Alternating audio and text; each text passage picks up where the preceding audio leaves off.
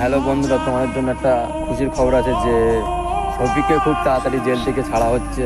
চলো ভিডিওটা পুরো। রবিউল দা শফিকদের বাড়িতে গিয়েছিল, আর শফিকদের বাড়িতে গিয়ে শফিকের আব্বার সঙ্গে কথা বলে রবিউল দা নিজে শফিকের জামিনের দায়িত্ব নিয়েছে। শফিকের জামিন হওয়া নিয়ে তোমাদের সঙ্গে কিছু আলোচনা করব।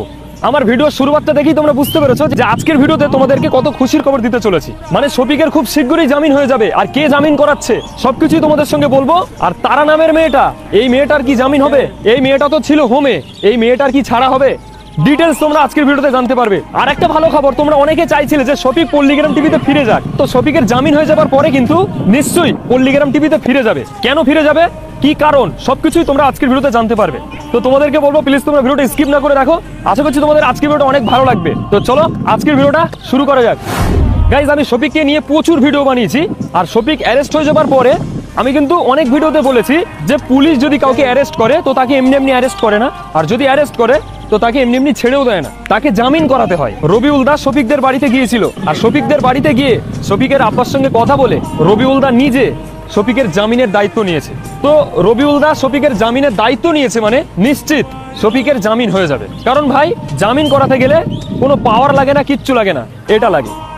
আর যদি রবিউল দা শফিককে জামিন করায় তাহলে এটা তো ভাবাই যায় যে শফিক পুনরায় আবার পল্লীগ্রাম টিভিতে ফিরে যাবে, আর আগে যেভাবে পল্লীগ্রামে কাজ করতো সেম ওইভাবেই পল্লীগ্রাম টিভিতে শফিক কাজ করবে, এটা আমার মনে হয়। তোমাদের মতামত কি অবশ্যই আমাকে কমেন্ট করে জানাবে। আপন মানুষ তো তারাই যারা বিপদেও সাথ ছাড়ে না, যারা বিপদেও পাশে এসে দাঁড়ায়, তাদেরকেই তো আপন মানুষ বলে।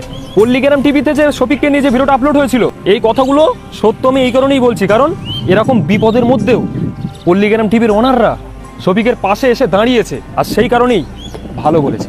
কারণ ভাই, বারবার বলছি যে ভালো সময় হাজার হাজার পাশে তুমি মানুষ পাবে, কিন্তু তুমি যখন বিপদে পড়বে তোমার পাশে কিন্তু কেউ থাকবে না। আর কেউ যদি পাশে তোমার এসে দাঁড়ায় তাহলে বুঝে নিও যে ওই হচ্ছে তোমার আপন মানুষ, ওই হচ্ছে তোমার আপন। গাইস, তোমাদের মনের মধ্যে আরেকটা প্রশ্ন হয়তো জাগতে পারে যে পল্লীগ্রাম টিভির ওনার রবিউল দা শফিককে জামিন করিয়ে দেবে, এটা তো বুঝলাম, কিন্তু তারা নামের যে মেয়েটা, এই মেয়েটা তো হোমে ছিল, এই মেয়েটাকে কি ছাড়বে? হ্যাঁ অবশ্যই ভাই, কারণ দেখো যে মেয়েটার নামে কিন্তু কোনো কেস ছিল না, মেয়েটার হোমে দিয়েছে, জাস্ট মেয়েটার বয়স অল্প, সেই কারণে মেয়েটাকে সহজেই ছেড়ে দিতে পারে। তো আমি যেটা শুনেছি যে শফিকের বউ তারা একে নাকি অলরেডি ছেড়ে দিয়েছে, আমি যেটা শুনেছি, যেটা জেনেছি, এ নাকি বাড়িতে আছে, একে নাকি ছেড়ে দিয়েছে। তো অবশ্যই ভালো, ছেড়ে দিলে শফিককে এবং তারাকে দুজনকেই তো ছেড়ে দিচ্ছে, খুব শীঘ্রই তোমরা খবর পাবে। আমি তোমাদেরকে ভিডিওর মাধ্যমে জানিয়ে দেবো যেই দিন এরা ছাড়া পাবে। আর শেষে আরেকটা কথা বলতে চাই যে শফিক এবং তারা এরা দুজনা যেন আবার বিয়ে করে, এটা আমি আমার দিক থেকে বলছি। এরা দুজন যেন আবার বিয়ে করে, সজ্জা করে, ভীষণ বড় অনুষ্ঠান করে এরা বিয়ে করে সুখে সংসার করুক, আর শফিক আবার ভালোভাবে পল্লীগ্রাম টিভিতে যেভাবে কাজ করছিল ঠিক সেইভাবেই কাজ করুক। তো বন্ধুরা, অনেকদিন পরে একটা খুশির খবর পেলাম যে শফিককে খুব তাড়াতাড়ি ছাড়া হবে, আর তোমাদের দোয়ায় শফিক আবার পল্লীগ্রাম টিভিতে ফিরে যাচ্ছে ইনশাল্লাহ। তো পরের ভিডিও দেখতে হলে আমার এই চ্যানেলে সাবস্ক্রাইব করে আমার পাশে থাকবেন। পরে আরও ভিডিও আসলে আপনারা সাথে সাথে দেখতে